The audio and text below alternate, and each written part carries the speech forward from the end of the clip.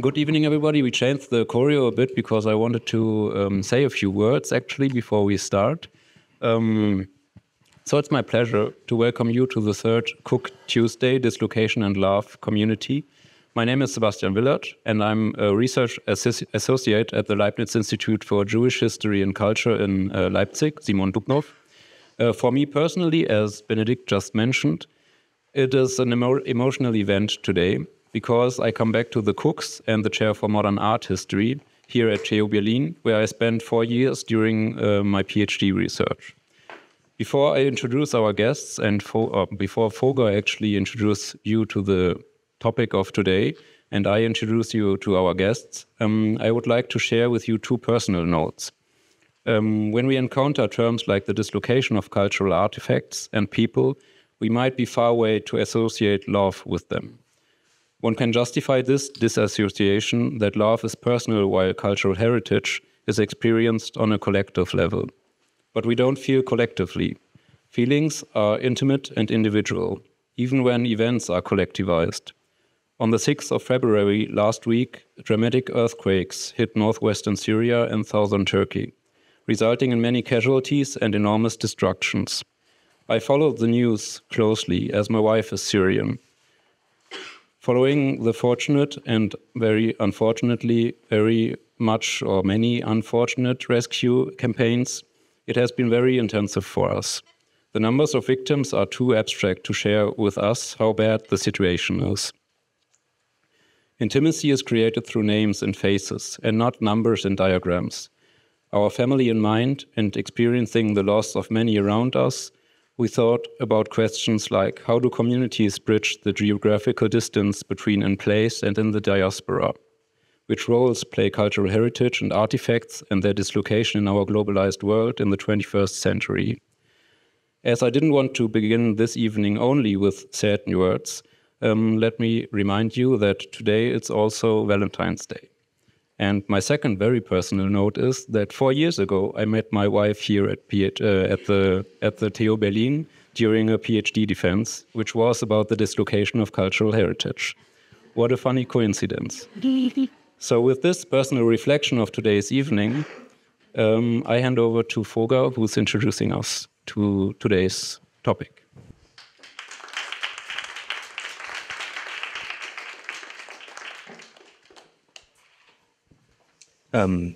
Thank you very much.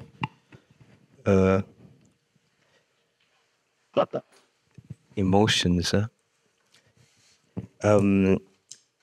Just as you introduced, now I felt something in my chest. One of the things I've come to term an intangible feeling of discomfort.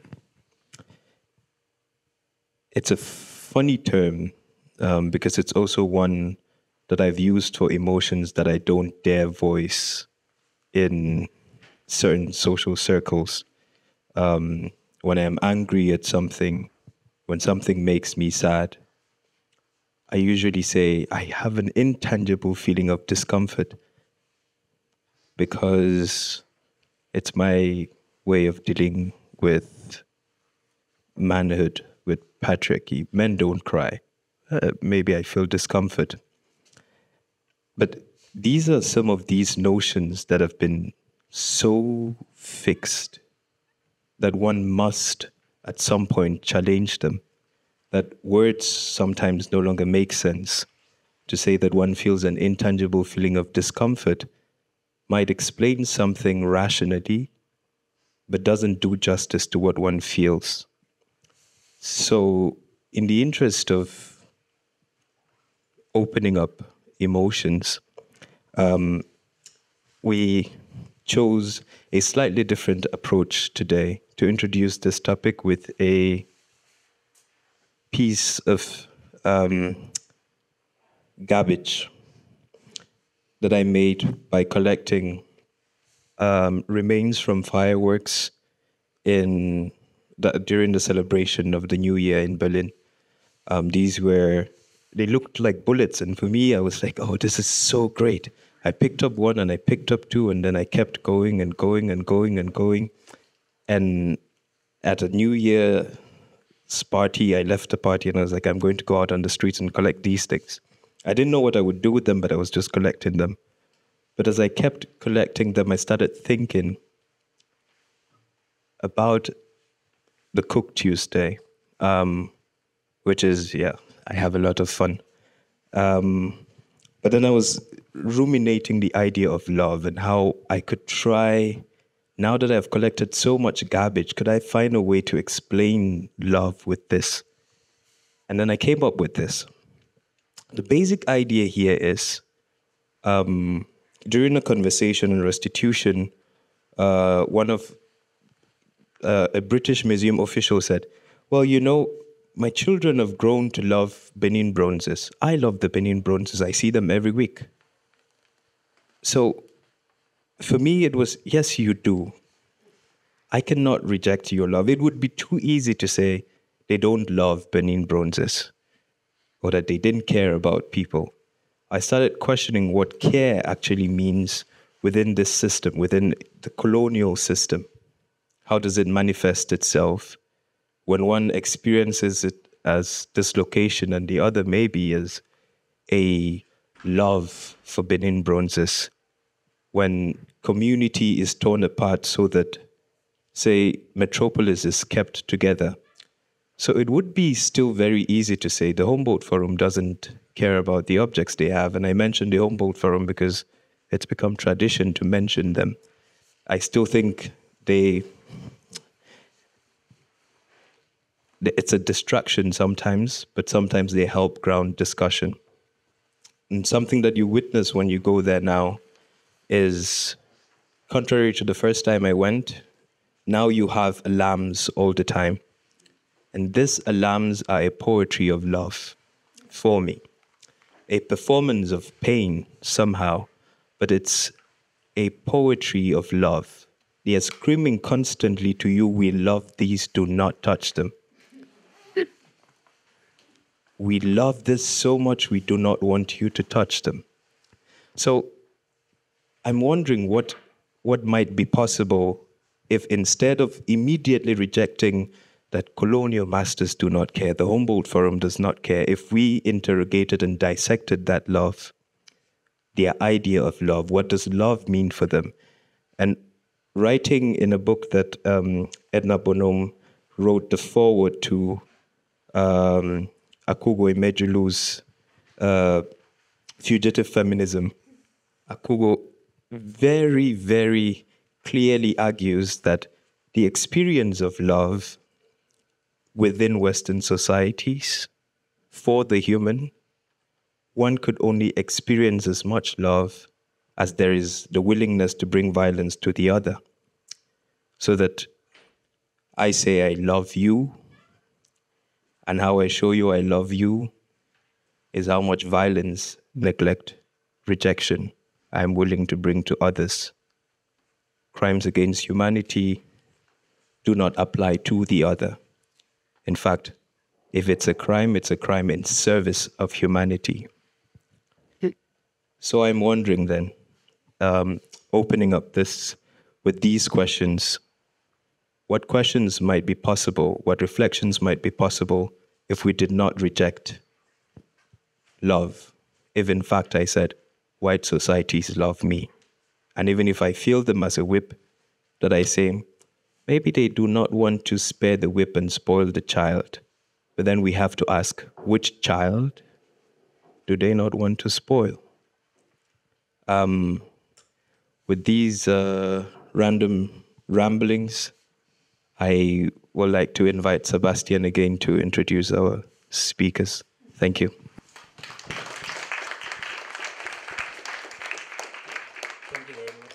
So our first speaker is Edna Bonhomme, and I'm really pleased to introduce her. Edna Bonhomme is a historian of science, cultural writer, and editor based in Berlin, Germany. Edna's essay critically engage with how people navigate the unsavory and unwieldy states of health, especially how people contend with contagious outbreaks, medical experiments, reproductive assistance, and illness narratives. These days, Edna writes feature articles, long reads, and book reviews. Her words have appeared in Al Jazeera, The Atlantic Magazine, The Buffalo, Esquire, Frieze Magazine, The Guardian, the London Review of Books, The Nation, Wired, and other publications. Edna earned a PhD in the history of science from Princeton University, a Master of Public Health from Columbia University, and a bachelor's in biology from Reed College.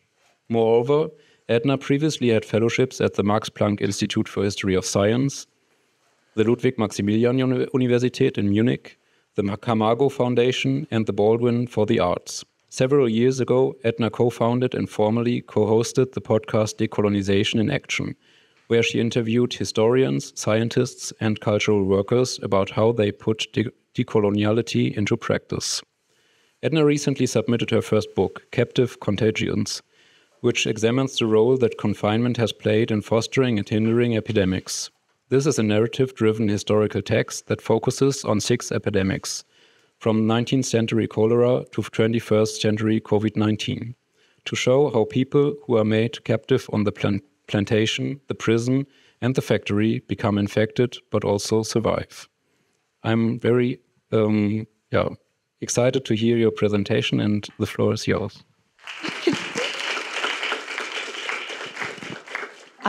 So first of all, I want to thank everyone who helped to organize this event to make it possible. I want to thank everyone who's attending, as well as the invisible labor of caretakers, janitors, cleaners who've made this possible. I think it's important to also think about intellectual labor not as an individual process, but as a collectively driven work for those who are able to be on stage and for those who may not always be able to be so. And in thinking about that, I also want to, start off with James Baldwin. And part of that has to do with the ways I've been thinking about conceptualizations of identity, race, how we see each other, or if not. And he once said, "We, the Black and white, deeply need each other here if we do to become a nation." And the reason I start with Baldwin is mostly because even if we're here in Germany and the context of how people identify may not neatly rest in the same way, I think the idea of being able to need each other is something that this nation state is also having to reckon with for the various identities that exist and have to kind of work and live together. But beyond just needing each other, I think the other element of it that Baldwin doesn't say, but I think would apply to the German context, is that we have to also know each other. And knowing each other means knowing the history of this country, the history of colonization, the histories of people of the African diaspora who've also lived here. So in that respect, what I kind of want to go over or think about as we kind of continue our conversations is to think about the history of the African diaspora in Germany in the 19th century and also today, and what dislocations within the dislocation of people coming here during the 19th century from the Western Africa to people being born and raised here and making sense of what community looks like today. And part of that is also a reflection of how we can carry out a decolonial practice, perhaps, in this moment. And so I'll read the first section of this, mostly because it's I want to be true to the history, and I'll go from there. So in 1994, Vene Iguome, an elderly man with salt and pepper hair, sat in the front of a camera and began unfurling his family's history. Speaking with the journalist, his head was slightly bent away from the camera, and he spoke with an even and prescient tone. Without a doubt, he'd bestowed a narration that is often unfamiliar to most German people. His grandfather, Mbongo Iguome, migrated to Berlin from Cameroon in 1896, when the West African province was a German colony, and his family had lived there in Germany ever since. So during his entire life, Mbongo worked in film, married multiple times, had several children, and although he had come into Germany as a colonial subject, he and many other Africans became stateless after World War I. So his grandson, Werner, a third-generation Afro-German man whose ancestors were exhibited in Berlin, human besus, had survived the Nazi period and tried to, as best as possible, build a life after the Cold War partition. Alongside the testimonies of Afro-Germans like Okuome, hundreds of other Black people lived and breathed in all of the complex lives of Germany. So several months ago, I came across this particular family story while attending an exhibition here in Berlin, Trotz allem, A Migration to the Colonial, which I wrote about. And well before the 20th century, Africans migrating from Cameroon, from Namibia, and others were also part of this urban landscape. At the same time, there was a layer of other non-Europeans who were coming from East Asia, what we now call the Middle East, or what was the Ottoman Empire, who found themselves living, working, building families, and they migrated for the many reasons that people migrate today. They had dreams, they had desires, they wanted to receive an education, they wanted to find housing, work. In short, they were trying to live their lives to the best of the possibilities that were available to them. And these migrants did not only exist as individuals, they also created community in their new home, inspired by, in some cases, Pan-Africanist struggles, and as well as other forms of movements. Some of them actually were part of the Rote Fahne and La Race Nègre, which were groups mostly of socialist Africans who came here and were organizing campaigns to help with the independence of African countries that had been colonized by Europeans. One specific person who was part of that was Joseph Ekwebele, who led multiple lives as both an activist and a performer. Born in 1892 in German West Africa to an affluent Douala family, he came to Germany to study engineering in 1912, and he and other Africans formed what was then called the Afrikanische Hilfsverein in Hamburg, which sought to promote practical assistance for Africans living in Germany. He also formed a union with other Douala people, and from there they tried to have certain initiatives so that what we now call Cameroon could be independent from Germany.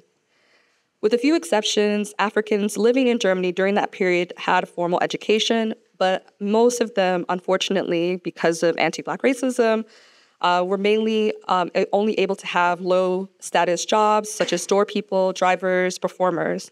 And given the financial and emotional struggles of being both Black and underemployed, some left Germany altogether, but it didn't necessarily mean that their impact or their influence did. And for those who stayed, organizing became a way for them to resist European domination directly at the belly of the beast. Then they could, if they chose, to challenge European colonialism by confronting the very people who orchestrated their continent's partition.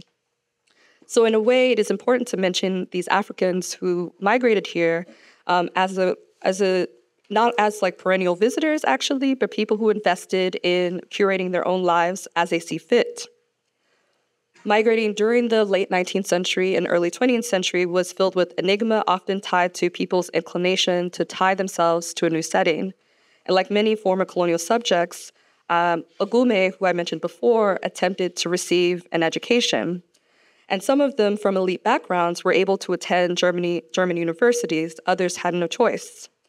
And although the data on the number of people who came, as well as the Africans who came, as well as the occupations they held, are very scant, they were here. And in many cases, there's a revival amongst archivists today, Afro-Germans and such, who are seeing and looking through personal family records, pictures, etc., and putting that onto display.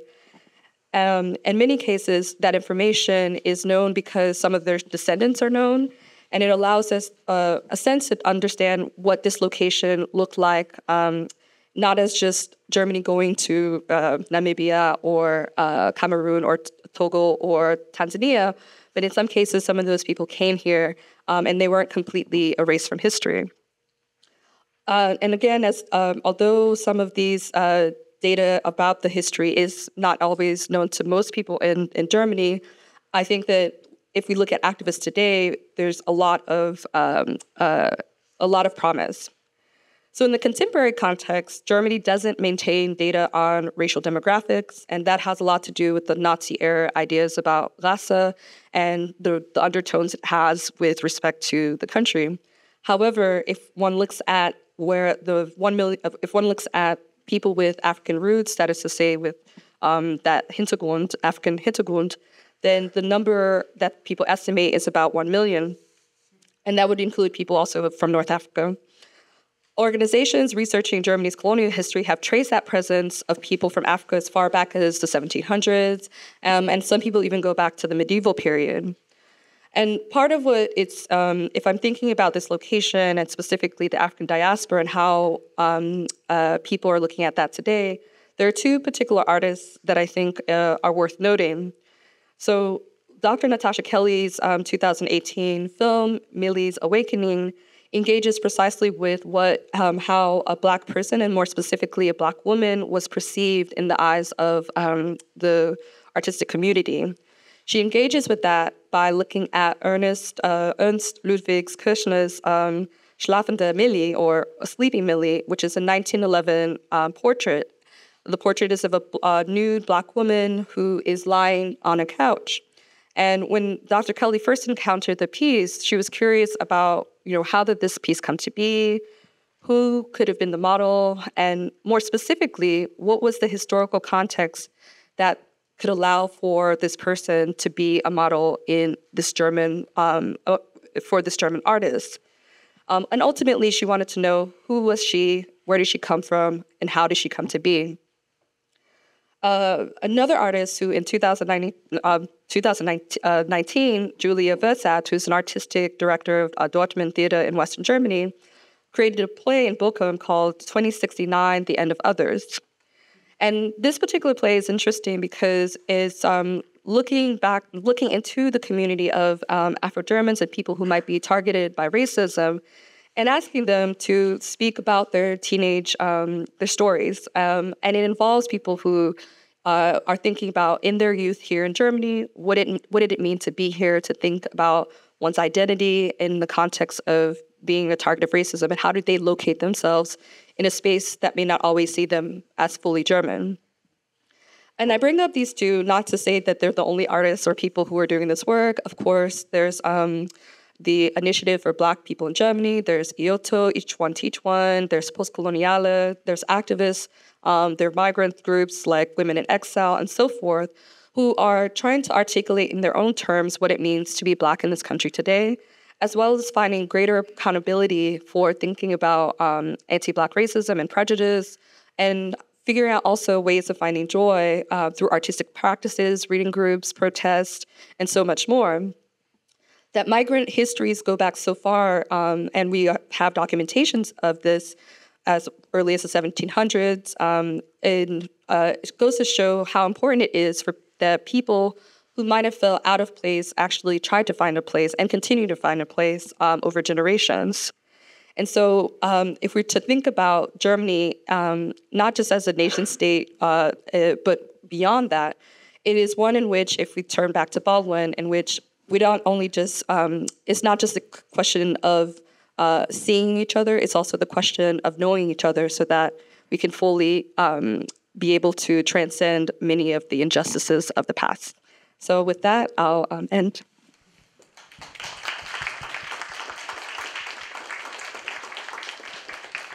Thank you very much for your presentation.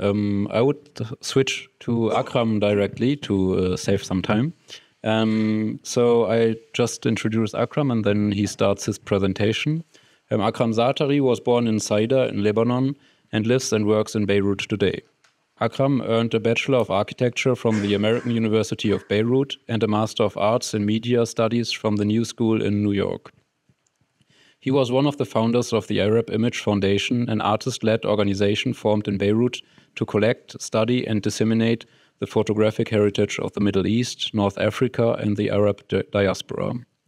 In his works, Akram has developed an interdisciplinary practice that combines the roles of image maker, archivist, curator, and critical theorist.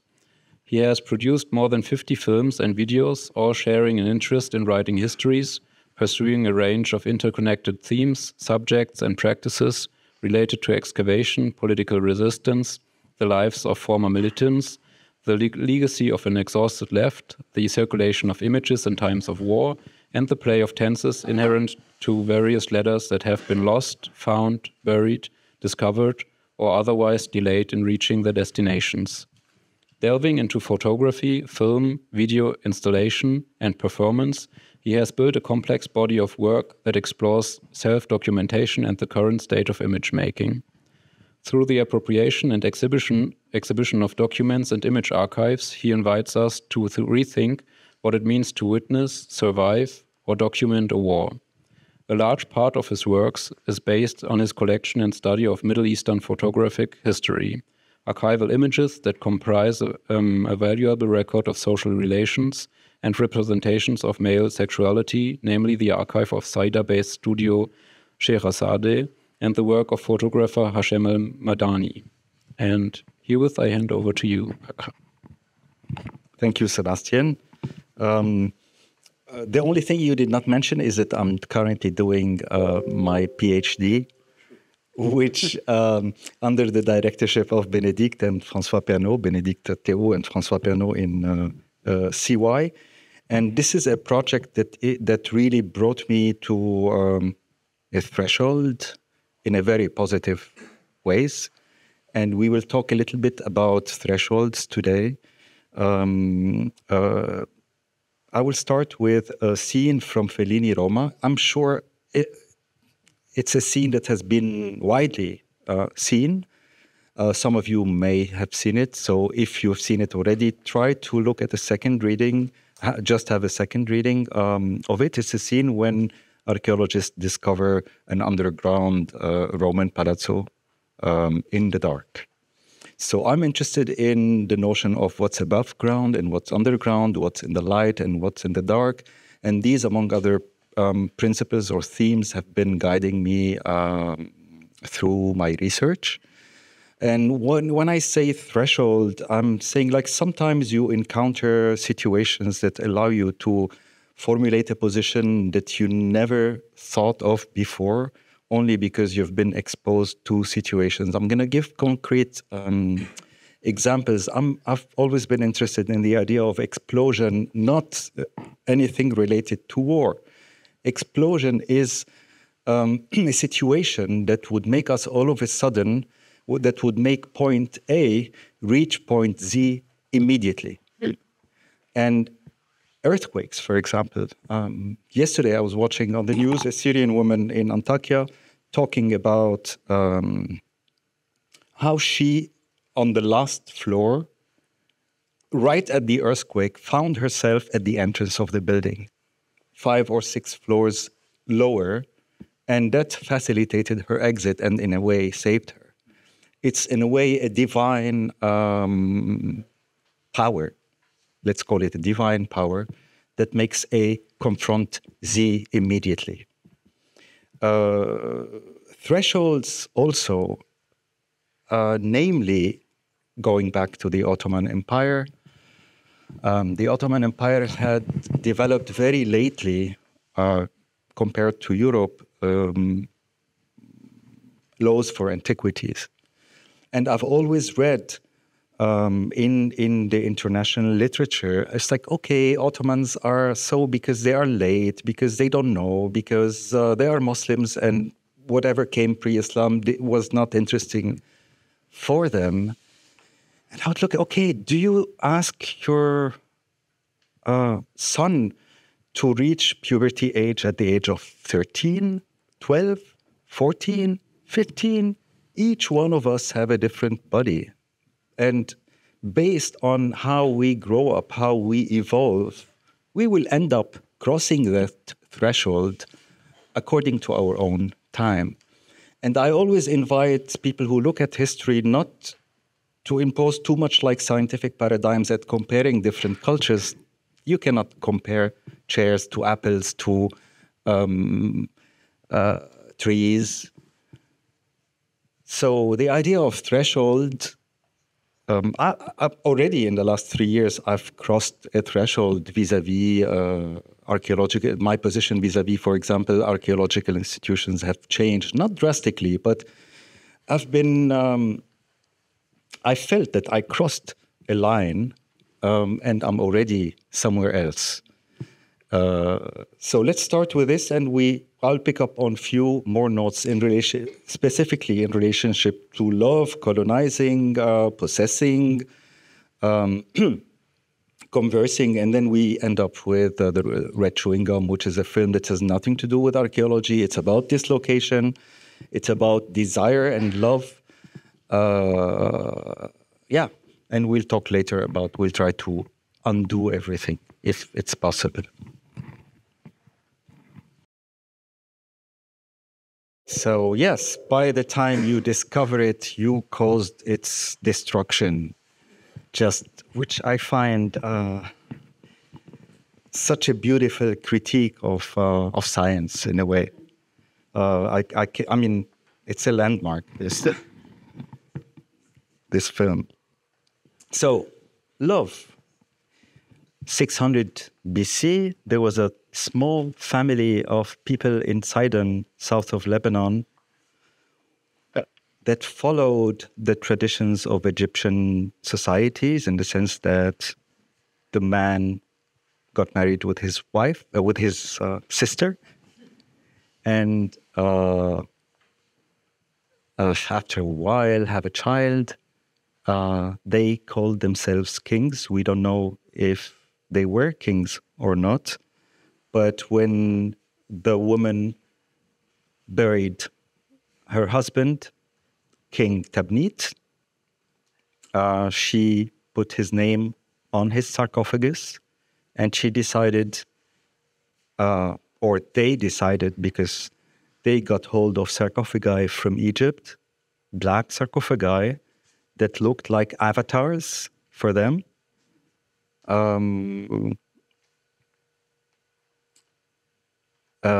And buried her husband according to his will. Her son became king. Sadly, he lived only 14 years. And after 14 years, he died. During those 14 years, she governed, but she could not stay queen after he died. So she disappeared. She buried her son, and we don't know precisely where she was buried. This is the reason why I'm interested in this family is because these are people, if you Google search Tabnit or Eshmunazar II, the only reference that you get about them is what they decided to call themselves. The Greeks, the Egyptians, the Persians never mentioned these people. Yet these people are able today to move me, let's say, to go to Paris, look at the sarcophagus of Eshmunazar at the Louvre, see why it is there, research it, go look at the sarcophagus of his father, which is today in Istanbul, try to take 3D recording of it, and try to work along a project whereby I convince the Louvre and the Istanbul museums who are two institutions who don't really have a history of collaboration between, like there's no history of collaboration between them.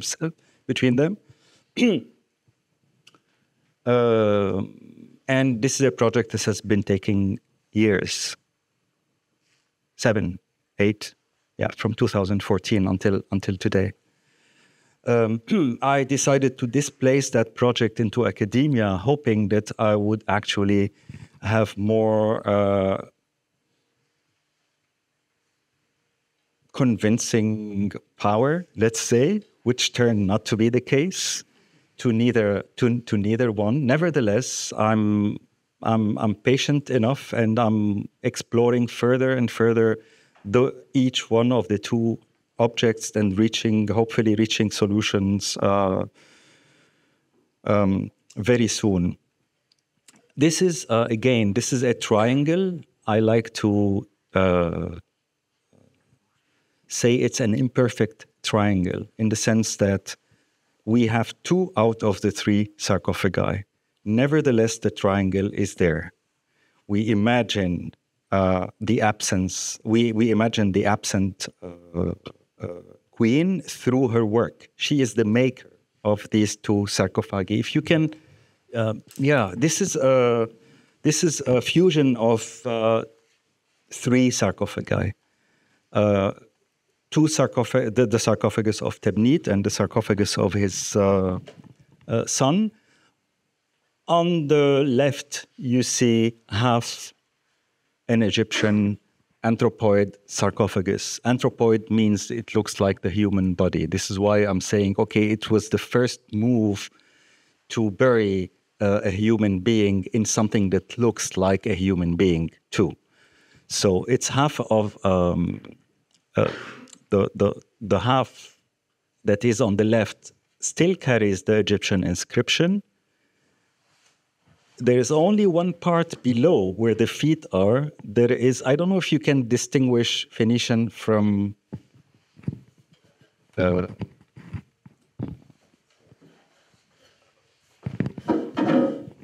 this script that looks more like hand script is Phoenician.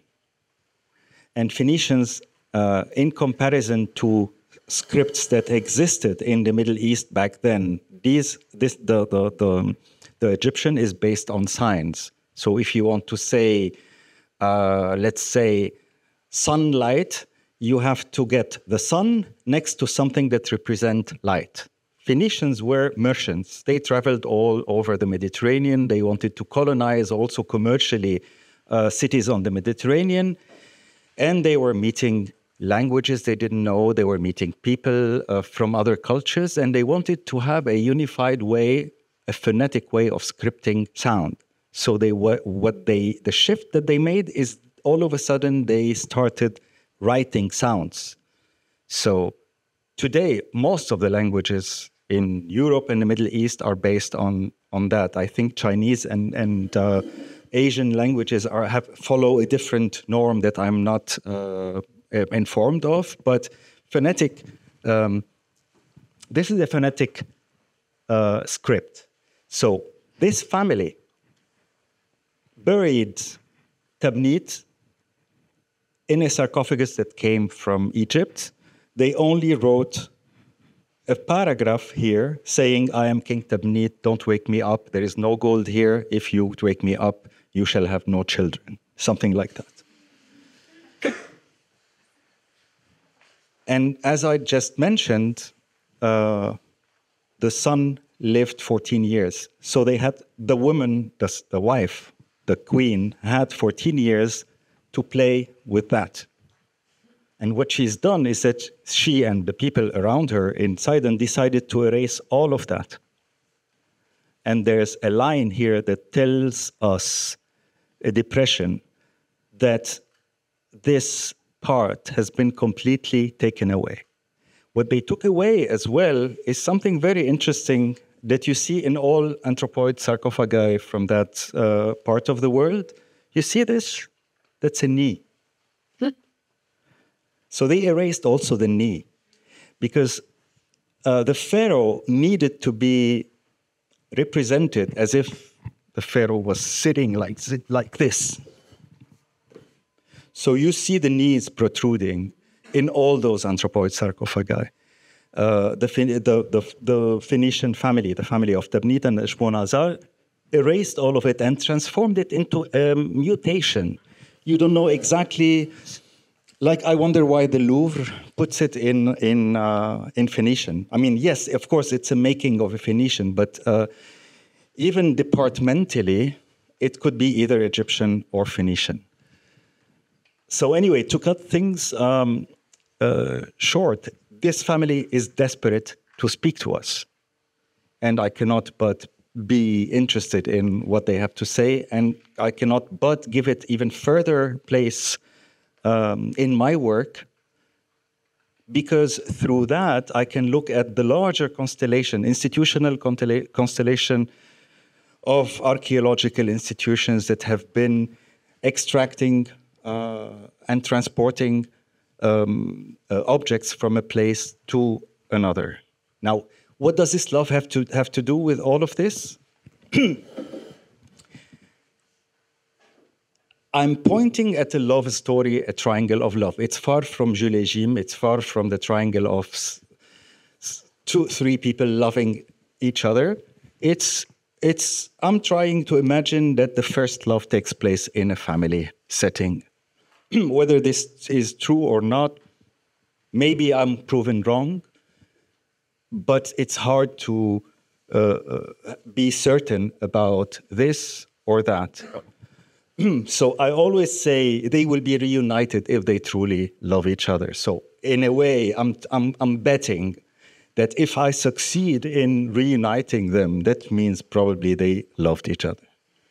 But if it were a family of power who wanted to not to have a place for anybody outside the family to take part of power or to share power, if they really want to monopolize power, and this is why the sister and the brother got married, not to allow anyone from outside the family to rule, then probably the Louvre and the Istanbul museums will win, and they will keep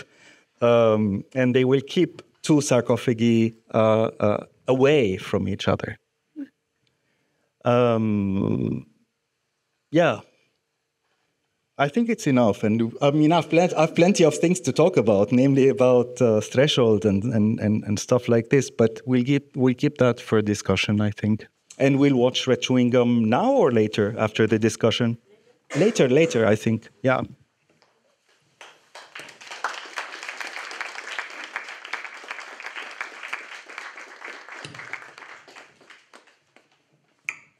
All right. Thank you very much to both of our panelists for your wonderful presentations. We continue I would ask Edna 3 questions, and then we switch to Akram again, and then we have 3 general questions for both of you. And after that, we open the discussion for the public. I'm sure there are a lot of questions also. So maybe starting with you, Edna, what have you identified in your research as the pitfalls of curatorial care? And how do you seek to overcome these problems in your practice and work? And maybe connected to that questions, how to exercise care through curation, and how could one apply to that to institutions with tainted and sensitive collections?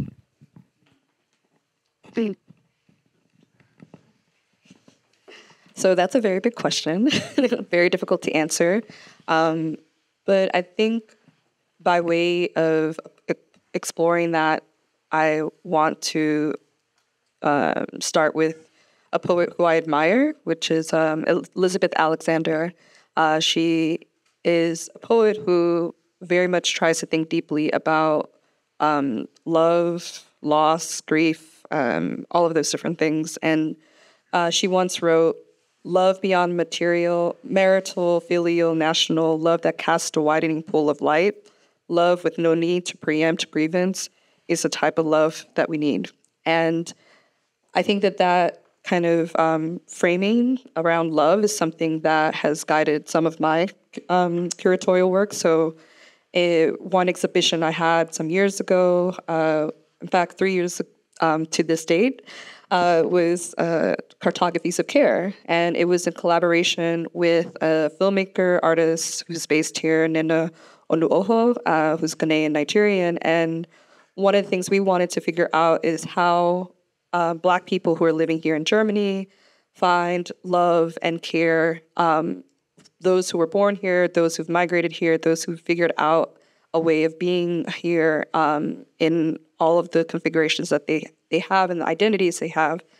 And part of that was asking a simple question: what brings you joy? And through interview practices, by watching them do their rituals, by going to the spaces that they felt safe and comfortable, we were able to extract and excavate their stories from their perspective. And that practice of thinking deeply about love in many ways was the driving force for that curatorial work. But it also becomes the thing that drives me for figuring out, how do I then look at the historical subjects that I do, what invokes my curiosity. So the person I mentioned before, who was Afro-German, living here in third generation German of African descent, for me, what was a driving force for thinking about even that person as a historical subject is thinking about myself in this place and my dislocation from the U.S. and what does it mean to then find the kind of continuation, the love, the communities that have been here, and those who are of African descent, and how do we make space and love them accordingly. Beyond that, I would say, and this is the other element too, which is caring practice and curatorial work is also one in which we think deeply about the labor that is provided, who gets to have the opportunity to curate and speak to begin with, and how objects travel over space and time. I was really taken aback by your comments in the beginning in terms of, in a positive way, because the way that you framed the love of the Germans who want these who wants to still have access to these bronze materials, and what that love can come with some kind of violence in a way. It reminds me of reading Harriet Jacobs' autobiography of her autobiography. She was an enslaved woman who wrote about her time as an enslaved person, but then her emancipation, and in a way, there was a quote unquote love that was being purported by her master for enslaving her, that she, as someone who is enslaved, did not see as such. And so there's a tension between those who cause that, who profess love, who profess care, and those who might be the direct target of exploitation, and how, in the case that you're bringing up, it's an object or many objects for that matter, being tied to love, but then in the cases that I try to look at, I guess, looking at the human and how the dislocation of the human, how they find love from their perspective as opposed to those who've dislocated them. But ultimately, I think the driving force, or the thing that I would say is the basis and foundation for my curatorial practice, is figuring out how to think deeply about love as a kind of basis for those and people who have not always been given the opportunity to love. So, thank you very much. That brings me a lot of thinking of the research I did during my PhD, when I actually did research about archaeologists who were excavating the objects and then they took care of it, and how much care did the workers actually provide to the objects and things like. But that's another story. You just mentioned the cartographies of care in your exhibition, and maybe as the second question, could you walk us through the process of the exhibition making and how the collaboration with the researcher and filmmaker Nena Onuha came about? So for those who haven't been able to see that exhibition, it happened 3 years ago. One of the things that was a driving force for us is to have a art exhibition that wasn't just visually based or even sonically based, but one in which we could evoke the five senses through different elements. And using about 10 to 20 people as our muse, the people we interviewed, the people we photographed, the people we actually also did a documentary with, we evoked the senses by allowing one space in which people could touch and feel cola nuts as an invitation to the space. We had a sonic experience that we constructed based off of the narratives of different people who were describing and talking about their health, Black people who were describing their health experiences in Germany. And so by creating this 4 different speakers, you could have or feel a cacophony in the center of the space, but as you went closer to one specific speaker, you could finally hear the voice of the person. And then we had a library, we had a documentary, we had other kinds of rooms or sub spaces within the room, within the exhibition, that could give people the opportunity, especially for those who were one sense was not as strong as the other, they could be able to immerse themselves or find themselves attracted to one element of that space. And part of the reason we wanted that was to think about how, if for ourselves, if at least in my family, people who don't normally go to art exhibitions, what it would mean for them to enter in that space and find themselves perhaps engage more with the sonic element or wanting to feel and touch something. Because so often in a museum, like what you were describing with the sarcophagi, you cannot touch it. And it definitely is a barrier for people who might in their everyday lives have a tactile experience with the world that they're around. So our process was very much about pushing the boundaries of how people entering into a space aren't just excluded from the artwork, but that they could feel it, imagine themselves to be part of it, and also be transformed by it as much as possible. It was very much narrative-driven in that we collected these stories, and with that, we made it so that it didn't just sit in that space, but that it could move beyond it. So with the documentary we did, we have shown it in other art spaces, and that's given us, as well as the people who were featured in that film, the chance to get a sense of the fact that there are Black people living in Germany today, so it's a historical intervention that can go into the archives, and that those people have agency over their sexual lives, over their medical lives, and also how they identify. Thank you very much.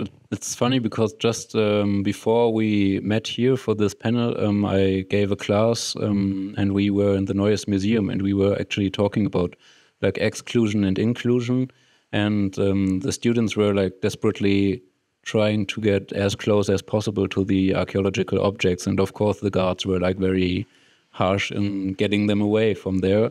And it's super interesting because we also have students who are actually from Egypt and living in the diaspora in New York, and they were like experiencing the objects of Egypt, of the ancient Egypt, in the museum for the first time. So it was really the first encounter, sort of, and really interesting.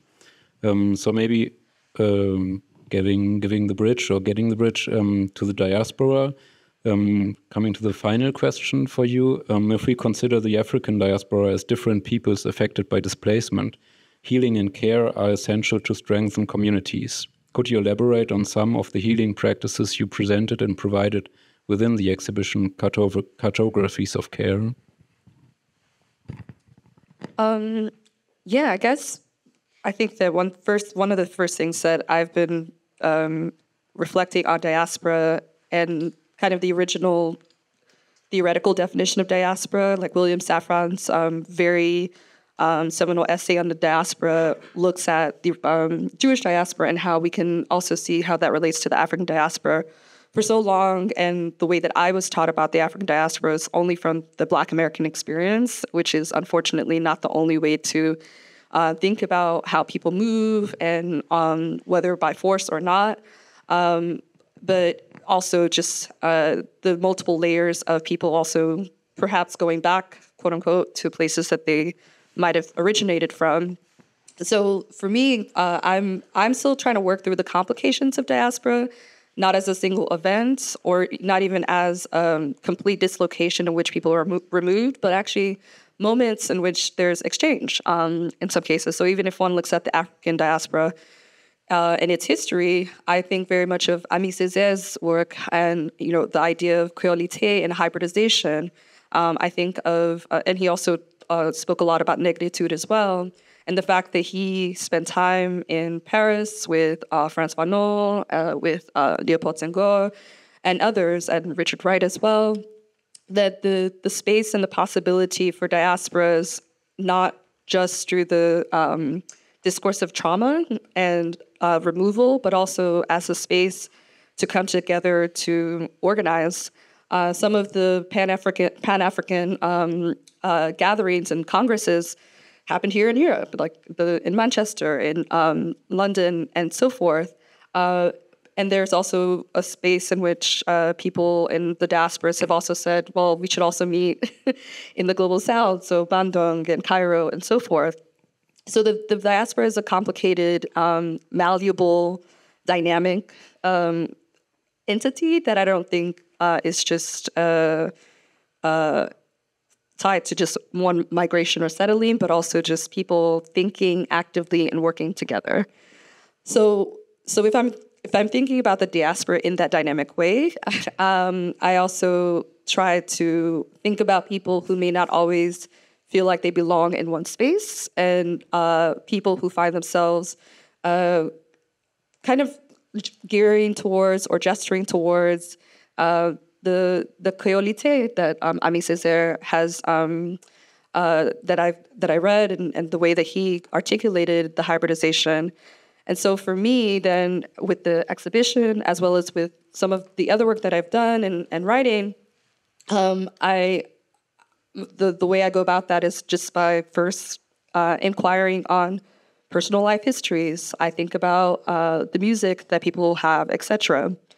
And then how that relates then to the healing element is quite interesting, mostly because for every set of people that I was interviewing, there were people found ways of thinking about healing, not just in the Western biomedical framework.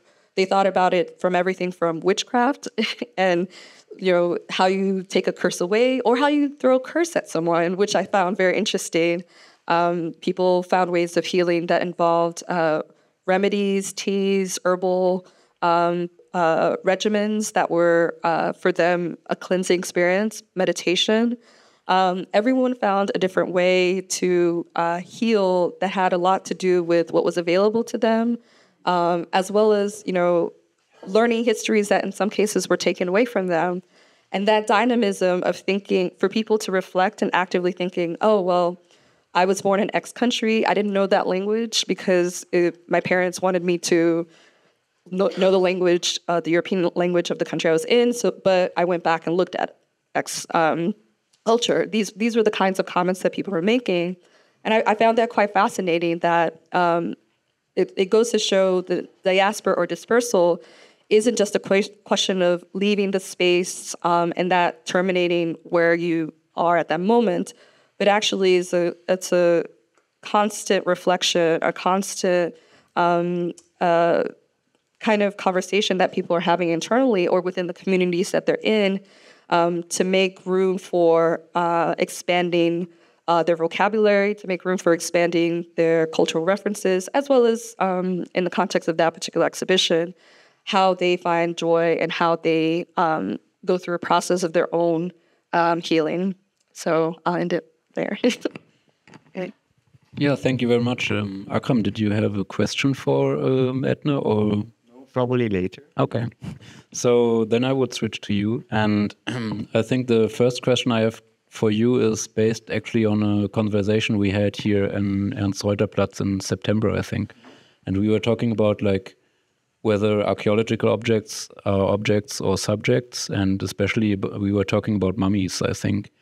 So in your project, you're working on 2 sarcophagi from Sidon, of a father and his son, which, as you told me just now, were buried not next to each other, but close to each other, and then being separated through archaeological expeditions. You're aiming at reunifying the dislocated with your work.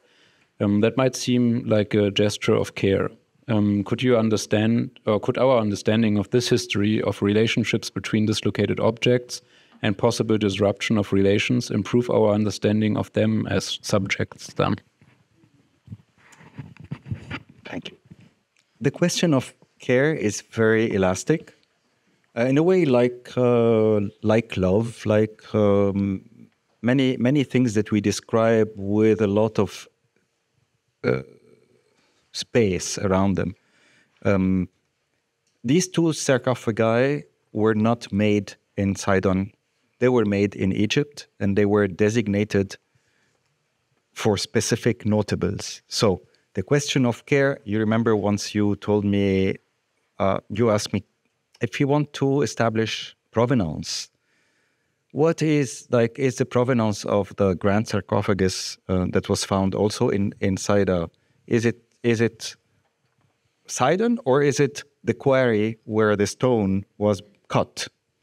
It's a very legitimate question, but whoever asks the question needs to answer it, because the answer is inside. one needs to decide if these are Egyptian sarcophagi or Sidon sarcophagi, because they were customized in Sidon. Well, if they were customized in Sidon, were they stolen or were they bought?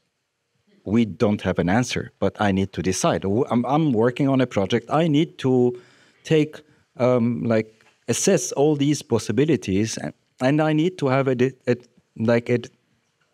decision. So care brings me to Sidon because there are two family members that were buried in these two.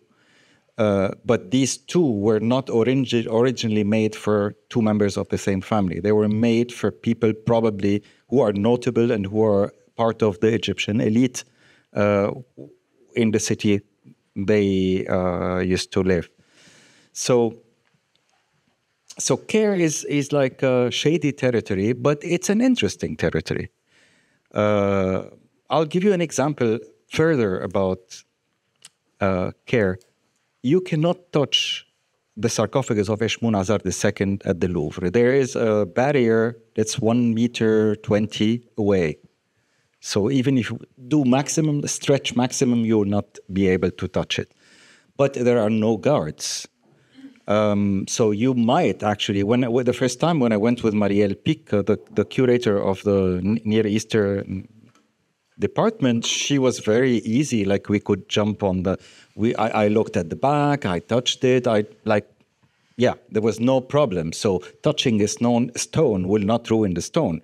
Touching a piece of paper, touching a photograph with your finger, doing this to a book will actually add to overusing it.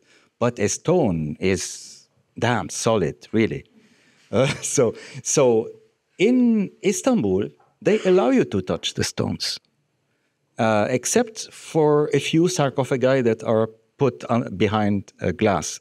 But tabnit you can touch as much as you want. It's like a black sarcophagus we don't know what it is. We don't know if it was stolen. There's an ambiguous situation about it, so you can touch it. And many other statues in Istanbul you can touch. But you cannot touch the replicas that are in the boutique, which is really it's interesting because they follow a logic. They follow a logic that says this object belongs to the state, you can touch it. But the other object in the boutique is intended for sale. You cannot touch it because if it's ruined, whoever paid for it will need to do another one. It's it tells you a little bit about their system of priorities, let's say. Who do they serve also? Yeah, so care is very...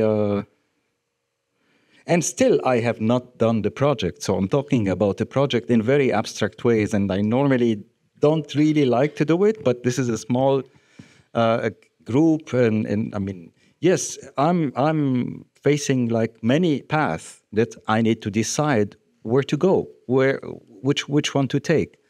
And also, I cannot say, okay, museums take care only of it's true, museums take care of preserving the material because they reached a common knowledge that what makes an object sustain time is taking care of the material. We don't know exactly if there are supernatural or extra-natural ways of preserving an object, not through preserving material. Maybe use, yes, but what is the use of a sarcophagus? It's not supposed to be shown. So if you want to talk about sarcophagi that were intended to carry corpses, hopefully to a second life, but maybe this is second life. Maybe we are already in the second life. So I always ask myself if Ramses II would like himself being where he is today. I don't know if there's a reason to confirm. He's the star. Tutankhamun is a star. Even the small kings of Sidon are nowadays stars. More the one in Paris than his father. Because that erasing or that intervention on a sarcophagus made it in a way a unique cry to fame. I mean, it's like obviously someone's trying their best to become famous, to leave a trace. So caring is, we need to decide what do we care for. And even the gesture of bringing back the two sarcophagi together, but they were not together. Why was the child buried 2 kilometers away from the father? I don't know. And no one will be able to answer this. But also families always have issues. Could it be that? I don't know. Neither. Yeah, thank you. That's really thought-provoking somehow. I was thinking to build a bridge for the second question. You just mentioned that you don't like to talk about projects which are not done yet. So maybe talking about former projects. During the years, you've developed an interdisciplinary practice that combines the roles of image maker, archivist, curator, and critical theorist. When I read that you're interested in the Lebanese post-war condition, the mediation of territorial conflicts and wars, and religious and national resistance logic, I immediately thought about displacement's role in the war context. Is the topic of displacement and its impact on social relations in communities and the care for objects discussed in your artistic or curatorial work? Could you walk us through how you are approaching the topic?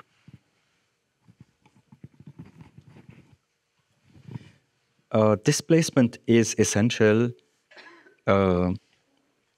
I would not say in every art, but in general, in the field of art, displacement is, one needs to acknowledge it, because already taking away a sarcophagus from below ground to above ground is a displacement, is already a violent displacement. It doesn't need to travel thousands of kilometers so we can say it's already been displaced. We're talking about displacement of use. But then there are also displacements of narratives. I'll give you an example. The film that we saw together, La Momie, Shadi Abdessalam's La Momie, is based on a real incident where Shepherd told the Egyptian authorities in 1881 about the cache of the hideout of some 20 sarcophagi belonging to different Egyptian dynasties. So it's a cache of many dynasties that have been, the sarcophagi of which have been evacuated and hidden in a certain area. And that shepherd's last name, I think, is Rasul, and I think Ahmad or Muhammad Rasul is his first. After I watched the film and several times, I got hold of Gaston Maspero's book on this story, and apparently Shadi Abdessalam, the author of the film, did a very important narrative displacement. He said that he transformed, or he saw Rasul, this shepherd, in a way like Shakespearean, going through a Shakespearean conflict. Mm-hmm. Do I betray my tribe and tell the secret of the hideout, or do I stay with my tribe and live with the bad conscience that we have been stealing archaeology? That's what happened, actually. It's a tribe that have been stealing archaeology from the mountain on which they lived. And again, I always say, it's not only the colonizers who ruined it. We ruined it because we served the colonizers. We've served the travelers. We serve the tourists today, and we're ruining every urban fabric by giving ourselves completely to tourists. So what Shadi Abdessalam did is that he decided to portray that conflict that's going in this person's head in such a way, whereas in reality, the guy was caught, he was beaten, he stayed in prison for 2 days until he confessed. And never in the history of Egyptian cinema this is mentioned. And I think it's a very interesting position that a filmmaker says, okay, I am with science. I I want to serve my cause. And it's not, my cause is there. My cause is not the few days that this shepherd spent in prison. I don't want to bring this up because it's like a parasite on the whole story. I want to purify the story, so I want to elevate it into an art form. And again, he is an artist. So it's the responsibility of the artist to, if the artist wants the artwork to stay, then he or she needs to serve the form that they're working, the form of, is it a film, is it a manuscript, is it a, so there is a methodology, there are tools that one need to use, there, and displacement is so essential, to I don't want also to say the word purify. It's not purify. It's make it eloquent. And eloquence you cannot reach eloquence with a lot of parasites around. So I don't know if I interested you in answering it. Yeah, thank you very much. So I was just thinking about like serving the form or serving a cause. And that brings me to the next question, which is also kind of rooted in one conversation we had 1 year ago, I think, when I was asked to give a presentation with the title, Who Owns the Alexander Sarcophagus? So you were referring to it earlier. And the first thought I had was I have to ask Akram, because he's the only person I know from the Lebanon and he's working on Saida or Sidon, and I wanted to have or include a perspective from the Lebanon. So we talked a bit about that, and with the help of my wife, I was able to research some Arabic websites, and I found one of the Force Libanese, which is like a political group, nationalist, right-wing, conservative, and predominantly Christian. And they entitled one article on their homepage, Lebanon, buried in 18 sarcophagi. The context is that the excavation campaign of Osman Hamdi Bey took 18 sarcophagi from Saida to Istanbul. And the text referred to this very excavation campaign by Osman Hamdi Bey in 1887. And the restitution of the sarcophagi is presented in the text as a wonder-like healing for Lebanon. So my question would be, do you think that the restitution of objects has the potential to heal the wounds of communities in the Lebanon and to overcome the ruptures in society, or not? If you allow me, I will not answer it, but I will talk about the phenomenon of the Phoenicians in modern Lebanon, because the Phoenicians were appropriated as well. Henri Laurence writes about the use of Phoenicians as avatars. And when I read this title, I said, my God, it's like because I was very happy that I am the one who was using avatars while talking about sarcophagi. So why is he he is using the term slightly differently, but talking about how the right wing in Lebanon nowadays use the Phoenicians as a way to say we are not Arabs, we are. Our history is different. I mean, the polarity is not Arab or Phoenician. I mean, Arabs were not there when the Phoenicians were there. People would write Aramaic, Hebrew, or Phoenician. Maybe Syriac. Yeah, that's a possibility, probably, yes. And they cohabited the same spaces, and probably they understood each other while talking to each other, but they wrote things in completely different manners.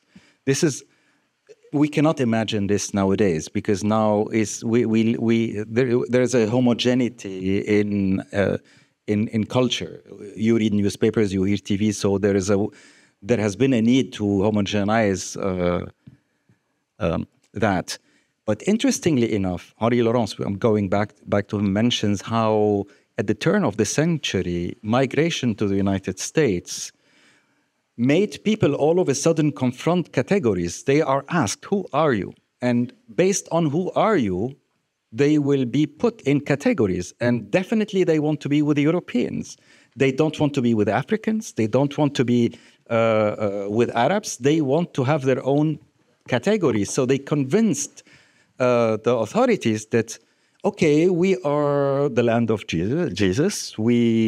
Part of us is Christians. We are like you. We are like Greeks. We are not like Egyptians. So in a way, they kind of lobbied to have a definition for their own using the Phoenicians thousands of years before.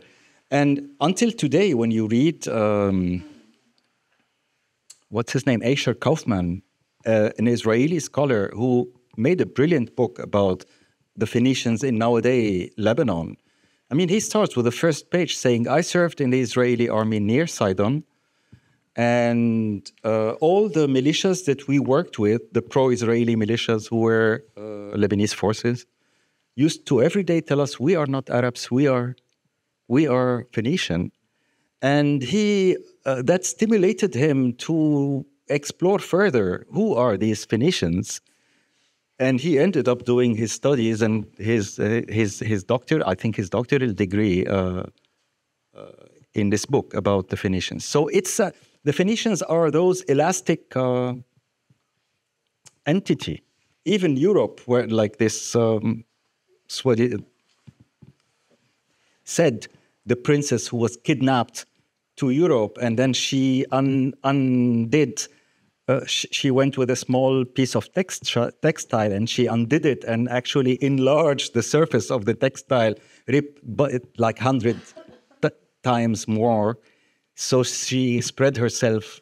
The Phoenicians were like this. They were like, I mean, your heart would fall for them because they tried to make an impact like the chicken or the bird that kind of does this, and then all of a sudden the bird wants to scare the lion when the bird is way weaker than the lion. This is the psychology of this part of the world, I would say. Yeah, thank you very much. Yeah, just quickly, thank you very much for being here today and for opening up these conversations. I think it went exactly to the direction that we wanted it to go today. Beyond the displacement of objects of art, we're thinking about who is even able to displace themselves towards those objects and the community that is being formed around that. And this opens up so many other questions. Thank you very much, and enjoy. Happy Valentine's Day. By the way.